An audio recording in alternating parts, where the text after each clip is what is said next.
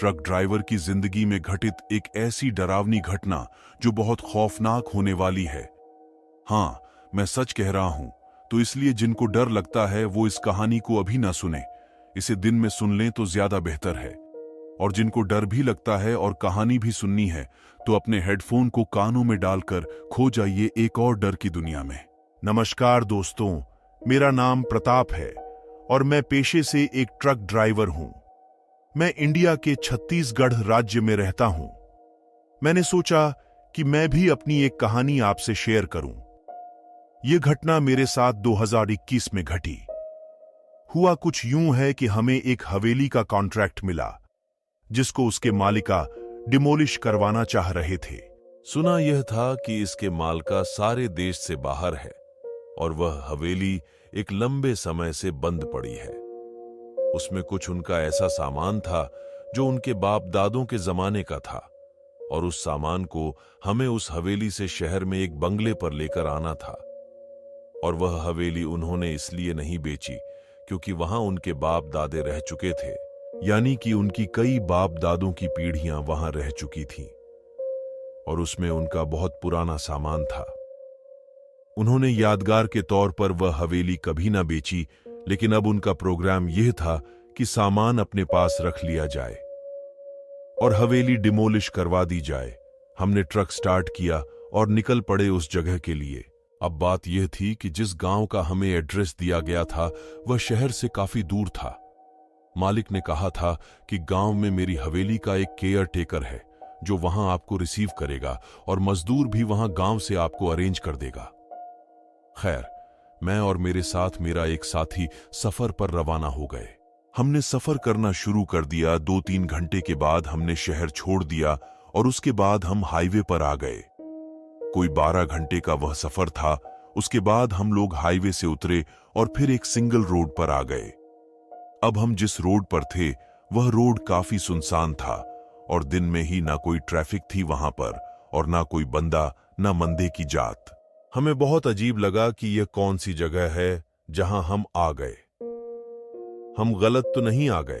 खैर, जो कि हमें बताया गया था कि उस रोड पर चलते रहना और फिर बोर्ड आएगा जिस पर उस गांव का नाम लिखा होगा। आपको उसी तरफ मुड़ जाना है।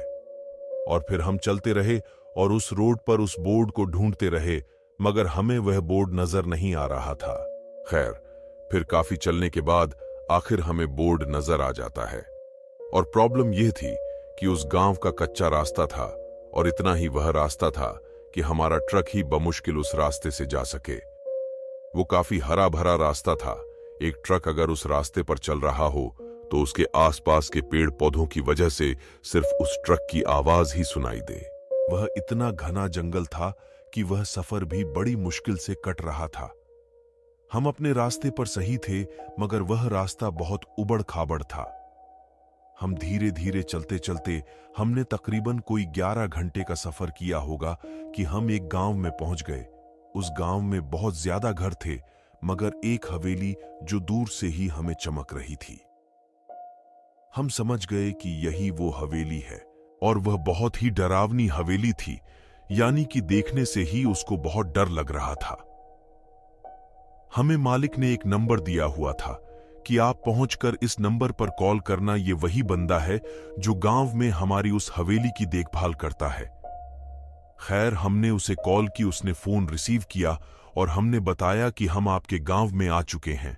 उसने कहा कि पूरे गांव में एक ही हवेली है, वहां खड़े हो जाओ, मैं आता हूं। कुछ ही देर शाम होने वाली थी और आसमान पर हल्के हल्के बादल छा चुके थे। उस बंदे ने आकर उस हवेली का दरवाजा खोला। वह बहुत पुरानी तर्ज की हवेली थी। हमारी नजरें उसी हवेली पर जमी हुई थी, मानो जैसे वह कोई दुनिया का अजूबा हो। और जब हमारी नजरें उस हवेली पर टिकी हुई थीं, दिल ही दिल में हम सोच रहे थे कि कभी इसमें कोई इंसान भी रहा करते थे। वो हवेली इतनी डरावनी थी कि मैं दिल ही दिल यह सोच रहा था कि अगर कोई फ्री में भी हवेली हमारे हवाले कर दे और कहे कि यहां रह लो, तो हम तब भी यहां ना रह पाए, क्योंकि इस हवेली का माहौल कुछ इस तरह का था कि हमने नोटिस किया कि कुछ लोग हमें छुप छुप कर देख रहे हैं और बड़ी अजीब नजरों से जैसे उनके लिए कोई बहुत ताज्जुब वाली बात हो।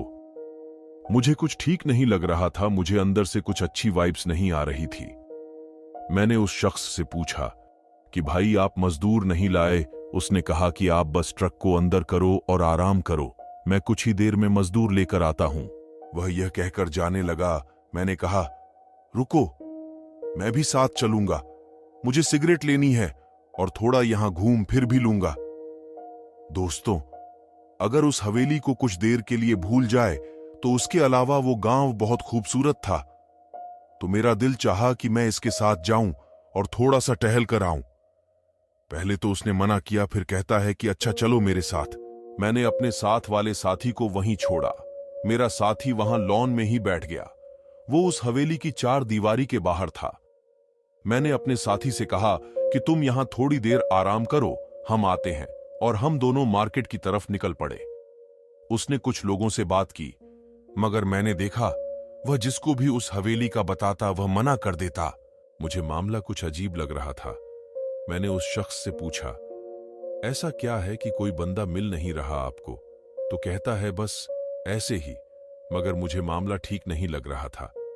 मैंने उसे कहा, देखो बादल आ चुके हैं और कुछ ही देर में शाम भी हो जाएगी। अभी हमें सामान लौट करना है और यहां से निकलना भी है, और फिर रात में वह रास्ता बहुत अजीब है।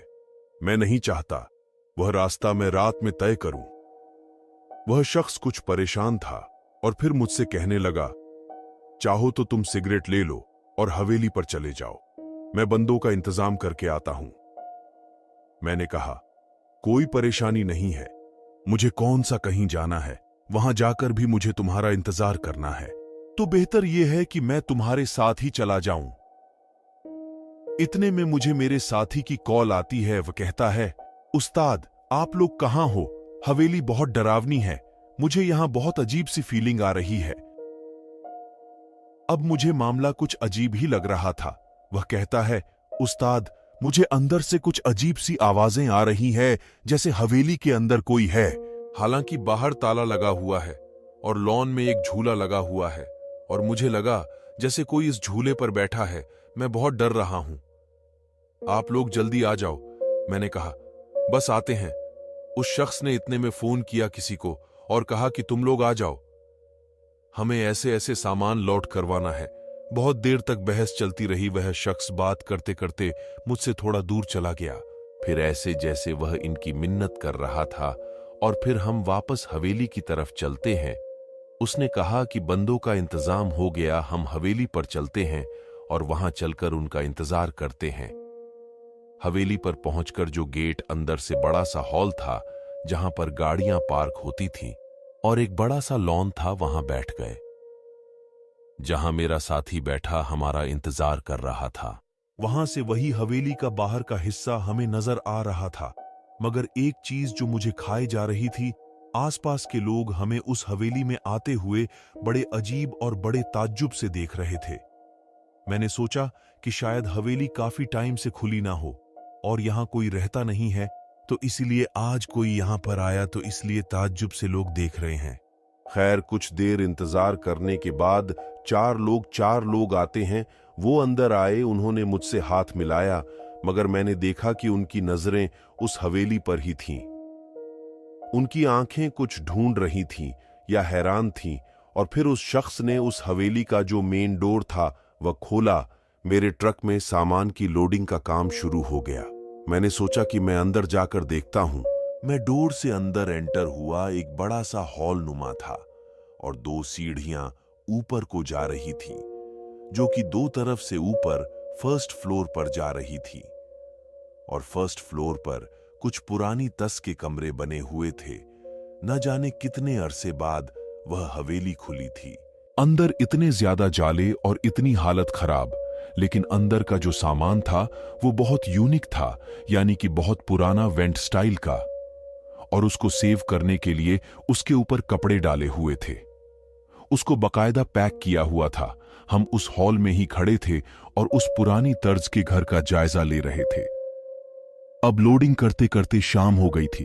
बताता चलूं, मेरा 14 चक्का ट्रक है, जिस पर पीछे एक कंटेनर रखा हुआ है जिसमें अच्छा खासा सामान लोड हो सकता है। तो उस शख्स ने कुछ बाहर की लाइट्स ऑन कर दी और कुछ अंदर के उस हॉल की लाइट्स ऑन कर दी। यकीन करें दोस्तों, उस हवेली का एक अलग ही नजारा था और साथ ही बाहर तेज बारिश होने लगी। अब हुआ कुछ यूं कि वह मजदूर बहुत थक चुके थे और कहने लगे कि हम खाना खाने जा रहे हैं, आप भी खाना खा लो, बाकी का काम आकर पूरा करते हैं। और वैसे भी बारिश हो रही है, अब आप निकल भी नहीं पाओगे। मैंने भी अपने साथी को कहा कि चलो खाना खाकर आते हैं, तब तक बारिश भी कुछ हल्की हो जाए या बारिश रुक जाए। अच्छा हुआ कुछ यूं कि इस दौरान एक मजदूर जो कि आखिरी सामान को उठाकर उसे लोड करना था और उसके बाद हमारे साथ खाना खाने चलना था, तो वह डर के मारे चीखता हुआ बाहर भागा। मैंने इससे पूछा क्या हुआ। उसने कहा कि अंदर ऊपर एक रूम में उसका दरवाजा जोर जोर से हिला है। वह बहुत घबराया हुआ था। हमने फौरन अंदर जाकर देखा तो ऊपर वाले एक रूम का दरवाजा हिल रहा था, जो कि नीचे ही उस हॉल से साफ नजर आ रहा था। हमें भी कुछ डर सा लगा और बाहर तेज बारिश। अब कुछ डर सा दिल में बैठना शुरू हुआ। हमने उस शख्स से पूछा क्या मामलात है यहां। उसने बात को घुमाया कि ऊपर उस रूम की विंडो ओपन होगी, इस वजह से ये डोर हिल रहा है। मगर उसका बहाना किसी हद तक ठीक भी था। बारिश के साथ तेज हवा चल रही थी। मैंने भी अपने दिल की तसल्ली को देने के लिए यह बात अपने दिमाग को समझाई, मगर मैंने उस मजदूर को अलग ले जाकर पूछा तो कहने लगा, भाई ये बात बना रहा है। मुझे डोर के हिलने की आवाज के साथ साथ एक गुर्राने की आवाज भी उस रूम से सुनाई दी। जब हम दोनों, मैं और मेरा साथी बाहर आए तो बाहर से उस हवेली का व्यू लेने लगे कि देखें कि उस रूम की विंडो बाहर से ओपन है कि नहीं। तो हमने देखा कि पूरी हवेली के सिर्फ उस रूम की लाइट जल रही थी और उसके अलावा सब रूम में अंधेरा था, और लाइट भी ऐसे जैसे कोई 0 वॉट का बल्ब जल रहा हो। और ये बात बहुत अजीब लगी और हमारा ध्यान उस तरफ ही था कि इतने में कोई आता है उस रूम की विंडो में, उसका कर्टन हटाता है और फिर कोई जैसे हमें बाहर की तरफ देखता है। और इतने में वह केयर टेकर जो कि मजदूरों के साथ थोड़ा आगे जा चुका था, वह हमें आवाज देता है, चलो भाई खड़े क्यों हो। और हमारा ध्यान पल के लिए उस केयर टेकर की तरफ जाता है और जैसे ही वापस मुड़ के देखते हैं तो कर्टन वापस अपनी जगह पर था, वहां कोई भी नहीं। हमने उस शख्स को कहा कि इधर आओ, देखो इस विंडो में कोई खड़ा है, मगर हमने जैसे ही अभी देखा तो वो कोई गायब हो चुका था। हमने देखा वो पर्दा हिल रहा है। उस केयर टेकर ने कहा कि उस्ताद, आप क्यों बच्चों की तरह डर रहे हैं, वहम होगा आपका। आप कब से यहां आए हुए हैं, मगर जब से एक बंदा डर के बाहर आया है तो आप भी डर गए। और फिर हम खाने वाली जगह पहुंचे। उस शख्स का ध्यान कहीं और था। मैंने एक और मजदूर से पूछा कि यहां क्या मामलात है। उस बंदे ने कहा, यहां एक चुड़ैल है जिसे वहां के लोग किसी देवी का नाम देते हैं। उसकी बातें मुझे बहुत अजीब लगी। मैं बहुत घबरा गया। मैंने कहा कि जल्दी जल्दी खाना खाऊं और फिर हमें यहां से निकलना है। केयर टेकर से मैंने कहा कि मैंने ऐसी ऐसी बातें सुनी हैं यहां के बारे में। वह शख्स कहने लगा, कुछ लोगों की इस प्रॉपर्टी पर नजर थी, उन्होंने इसलिए यह बातें फैला रखी हैं। और फिर हम लोग खाना खाकर वापसी हवेली की तरफ आते हैं। हम जब हवेली पहुंचे तो अंदर हॉल से हमें बकायदा किसी औरत के चिल्लाने की आवाजें आ रही थीं। जैसे ही बाकी का सामान लोड करने लगते हैं तो वह आवाज रुक जाती है और किसी के हंसने की आवाज आ रही थी। मेरा डर बढ़ता गया और मैंने थोड़ा ऊपर जाकर उस डोर को देखा। उस डोर पे ताला लगा हुआ था और उस ताले के साथ कुछ चीजें लगी हुई थी, जैसे तावीज वगैरह। मैं यह तो समझ गया था कि गांव वालों की बातों में सच्चाई थी कि कोई मखलूक इस रूम में बंद है। मैंने उन्हें कहा कि जल्द से जल्द सामान लोड करो, हमें यहां से निकलना है। मजदूर भी डरे हुए थे। उन्होंने भी जल्द से जल्द बाकी का सामान लोड कर दिया। मैंने अपना ट्रक स्टार्ट किया और उन्हें गुड बाय कहा। उन्होंने भी हमारे साथ ही ताले वगैरह लगाए और वह औरत फिर से हरकत में आ गई। वही चीख की आवाज आने लगी। बारिश अभी भी वैसे तेज थी। हमने फिर भी बारिश की परवाह नहीं की। क्योंकि हमें बस यहां से निकलना है। खैर, हमने जल्द से जल्द वहां से गाड़ी निकाली और यह सोचा कि चक्कर लगा लेने के बाद नेक्स्ट चक्कर में नहीं आएंगे, क्योंकि हमें उस हवेली की हकीकत पता चल चुकी थी और हम थोड़ी देर में उस गांव से निकल गए। अब हमें उस जंगल से होते हुए ही उसी रोड पर आना था और वह एक कच्चा रास्ता था, जैसा कि मैंने पहले भी बताया, और ट्रक की स्पीड ना होने के बराबर थी। मैं धीरे धीरे ट्रक चला रहा था और बारिश अपने जोर पर थी। ठंड भी पड़ रही थी। हमने अपने ट्रक के केबिन के दरवाजे बंद कर रखे थे ठंड की वजह से। अच्छा हो यह रहा था कि बाहर ठंड की वजह से और बारिश की वजह से अंदर विंड पर धुंध सी जमा हो रही थी, जिससे बाहर का नजर नहीं आ रहा था, क्योंकि बाहर तो वाइपर चल रहा था, लेकिन अंदर वह धुंध जमा हो रही थी। अंदर की साइड विंड धुंधली सी हो रही थी। मेरे साथी को मैंने कहा कि कपड़ा अपने हाथ में रखो और थोड़ी थोड़ी देर बाद मेरी साइड पर मारते रहना, ताकि मुझे सामने का नजर आए। वह बार बार यह कर रहा था। हमें उस बारिश से भी खौफ आ रहा था और बाहर का मौसम भी बहुत खौफनाक था। तेज बारिश, आसपास जंगल और वह कच्चा रास्ता कि मैं आपको क्या बताऊं, और हवा की आवाज ऐसी जैसे कभी आपने नोट किया हो कि जब तूफान आता है तो बकायदा हवा की भी आवाज आती है। वह खौफनाक आवाज है। बस एक अजीब कैफियत थी हमारे पर। मुझे सिर्फ अपनी विंड पे सामने से नजर आ रहा था, जो कि वह भी मेरा साथी कपड़े से उसको अंदर से साफ कर रहा था, वरना हमारे दोनों तरफ की विंडो भी धुंधला चुकी थी और विंड भी पूरी धुंधलाई हुई थी। और जैसा मैंने बताया कि मैं थोड़ी सी जगह से बमुश्किल बाहर देख पा रहा था, और इतने में मुझे ऐसा लगा कि कोई औरत है एकदम से झाड़ियों से एक साइड से निकली और दूसरी साइड पर चली गई। मेरा दिल डर के सहम गया, मगर अच्छी बात यह थी कि मेरे साथी ने उसे नहीं देखा था। खैर, मैंने उसे इग्नोर किया, हालांकि वो इग्नोर करने वाली चीज नहीं थी। इस वीराने में खौफनाक जंगल में भला ये औरत कहां से आई थी? मैंने ट्रक को और थोड़ा तेज किया, मगर मैं मजबूर था।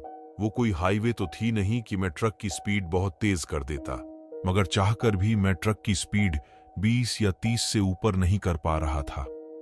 और फिर चलते चलते हमें ऐसा महसूस हुआ जैसे ट्रक के कंटेनर पर पीछे कोई चल रहा है। मैंने तो उसे इग्नोर किया, मगर मेरे साथी ने कहा, उस्ताद, ये आवाज कैसी है? मैं घबराया हुआ था। मैंने पहले तो कहा इग्नोर करो इसे, पर अब वो आवाज बहुत ज्यादा आने लगी, जैसे ऊपर कंटेनर पे कोई चलता हुआ ट्रक के केबिन तक आ गया। अब तो इग्नोर करने का सवाल ही पैदा नहीं होता। अब उसने हमारे केबिन की छत पर जोरदार हिट किया। वह आवाज उस खौफनाक बारिश के तूफान में और भी ज्यादा डरावनी हो चुकी थी। वो आवाज लगातार आती रही, लेकिन फिर भी हमने ट्रक नहीं रोका और हम अंदर ही अंदर बहुत सहमे हुए थे। जब हम पक्के रोड पर आए जहां पर वह बोर्ड लगा हुआ था, अभी भी हाईवे वहां से काफी दूर था, लेकिन अब वह आवाज नहीं आ रही थी। मैंने ट्रक रोक दिया और खामोशी से आवाज का जायजा लेने लगा। क्या अभी भी वह हमारे साथ है या नहीं? अब चूंकि आवाज बंद हो चुकी थी, मैंने सोचा कि अब थोड़ी ही देर में मुझे हाईवे पर निकलना है। मुझे अपने साइड वाले जो ग्लास है जो ट्रक के बाहर लगे होते हैं वो साफ करने थे, क्योंकि हाईवे पर कुछ गाड़ियां ओवरटेक करती है, या कभी आपको ओवरटेक करना हो तो इस साइड ग्लास की हाईवे पर बहुत जरूरत पड़ती है।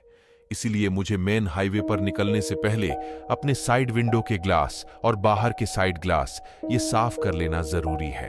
हम दोनों ने अपने साइड के विंडो के ग्लास साफ किए, जिस पर बहुत ज्यादा धुंध जमा थी, और फिर मैंने विंडो नीचे करके बाहर का साइड ग्लास साफ करना शुरू किया। मैं अंदर ट्रक में ही बैठा था। मैंने बाहर हाथ निकाला और मैं बाहर का साइड ग्लास साफ कर रहा था, और मुझे उस साइड ग्लास में कुछ ऐसा नजर आया कि मेरे रोंगटे खड़े हो गए। मुझे ट्रक के पीछे एक औरत नजर आई, और फिर जैसे ही मेरी नजर उस पर पड़ी तो वह ट्रक के पीछे चली गई। मैं हैरान था। यह वही औरत थी जो मुझे झाड़ियों में नजर आई थी। मैंने अपने साथी से कहा कि हमें चलकर देखना चाहिए कि यह औरत कौन है। मैंने अपनी सीट की बैक साइड से एक डंडा निकाला जो कि मैं अपनी सेफ्टी के लिए रखता था, और फिर हम दोनों मिलकर ट्रक के बैक साइड पर गए। मैंने डंडा ट्रक के बॉडी में मारना शुरू कर दिया और कहा कि कौन हो तुम, सामने आओ और क्यों पीछा कर रही हो। मेरा साथी बहुत डर चुका था। मुझे कंधे से उसने पकड़ रखा था। जब हम उस ट्रक के बैक साइड पर पहुंचते हैं तो वहां कोई नहीं था। मैंने कहा, रुको, मैं ऊपर चढ़ के देखता हूं कि कोई ऊपर तो नहीं है। मैंने ट्रक के बैक साइड पे जो डोर लगे होते हैं उस डोर के लॉक पे पांव रख के उसका सहारा लेके उस कंटेनर पर चढ़ा, लेकिन ऊपर भी कोई नहीं था। मेरा साथी डर के मारे मुझे बार बार आवाज दे रहा था। इतने में जब मैं ट्रक पर चलते चलते आगे वाले हिस्से की तरफ आया तो ट्रक की ड्राइविंग साइड वाला डोर ओपन था, मगर मुझे अच्छे से याद है कि मैं उसे बंद करके आया था। और फिर अचानक से दरवाजा बंद होता है और दरवाजा किसी शक्ति ने बंद किया था। मैं डर से वापस पीछे की साइड से नीचे उतरता हूं, ट्रक की बैक साइड से। मैंने अपने साथी को बताया, उसकी अब बोलती बंद थी। उसने कहा, उस्ताद, मैं देख चुका हूं, कोई केबिन में जाके बैठा है। और फिर अचानक से कोई ट्रक को एक्सेलेटर देने लगा। अब हमें अपने ट्रक से खौफ आ रहा था। बारिश की वजह से हम भीग चुके थे, सर्दी और डर से कांप रहे थे। हम अब अपने केबिन में भी नहीं जा सकते थे। हमें समझ नहीं आ रहा था कि हम क्या करें। हमारी हिम्मत नहीं पड़ रही थी कि हम ट्रक के केबिन में जाकर बैठे। फिर हमें अपने ट्रक के केबिन से एक खौफनाक हंसी की आवाज आने लगी, और जैसे ही आवाज आई, अंदर से हमारा बुरा हाल था। हम वहां से भागना शुरू हो गए और जंगल में ही भागते जा रहे थे। वो जो भी थी वह हमारे ट्रक को लगातार एक्सीलेटर दे रही थी, और उसने हॉर्न भी देना शुरू कर दिया। उस जंगल में, उस बारिश में, उस खौफनाक म्यास में हमें अपने ही ट्रक से वहशत आ रही थी। हमने करीब ही उस जंगल में एक बड़े पेड़ का सहारा लिया और उसके नीचे पनाह ली। उसके बाद थोड़ी देर गुजरती है तो हमें अपने ट्रक के हॉर्न की आवाज आना बंद हो गई। तो अब की बार हम इस पोजीशन में उस ट्रक के सामने की तरफ से जाएंगे कि ट्रक का केबिन हमें सामने से नजर आए और हम दूर से ही देख सके कि ट्रक के केबिन में कोई है या नहीं। हम जब वहां पहुंचते हैं तो ट्रक का दरवाजा खुला हुआ था, उस केबिन में कोई नहीं था। हम धीरे धीरे उस ट्रक की तरफ बढ़ते हैं क्योंकि वही हमारा सहारा था यहां से निकलने का। हमने दूर से ही देखा कि केबिन में कोई नहीं था। हम धीरे धीरे ट्रक तक पहुंचने में कामयाब हो गए और कोई भी चीज हमें दिखाई नहीं दी। जल्दी से ट्रक में बैठे दरवाजा बंद किया और ट्रक वहां से निकाला। और जैसे ही हम ट्रक निकालने लगे, हमारी नजर ट्रक की विंड स्क्रीन पर पड़ी तो हमारे पैरों तले जमीन निकल गई। हमने क्या देखा कि जैसा कि मैंने पहले बताया था कि विंड स्क्रीन पर धुंध थी, और उस विंड स्क्रीन पर धुंध की वजह से किसी ने उंगली से लिखा हुआ था, तुम यहां से निकल नहीं पाओगे, तुम मेरे घर का सामान लेकर यहां से जा नहीं पाओगे। अब हमें समझ आई थी यह उस हवेली की चुड़ैल थी। हमने फिर भी ट्रक को वहां से भगाया। अब हम सामान वहां फेंक तो नहीं सकते थे। पीछे से लगातार उसकी चीख की आवाज आती जा रही थी। कभी वह कंटेनर पर हिट करती और कभी हमारे केबिन पे। बस हमने उसका ध्यान नहीं दिया, और जब तक हम हाईवे पर नहीं आए उसने हमारा पीछा किया। मगर जैसे ही हम हाईवे पर पहुंचे वह सब एक्टिविटीज बंद हो गई। उसके बाद डरते डरते हमने कैसे वह सफर तय किया वह सिर्फ हम ही जानते हैं। हमने वह सामान उस शहर वाले घर में डिलीवर किया। यह घटना हो जाने के कुछ अरसे बाद हमारा फिर से कोई काम पड़ा और हम उसी हाईवे से अपने शहर वापस आ रहे थे, और फिर वही मोड़ आया जहां उस गांव के लिए वहां से मुड़े थे।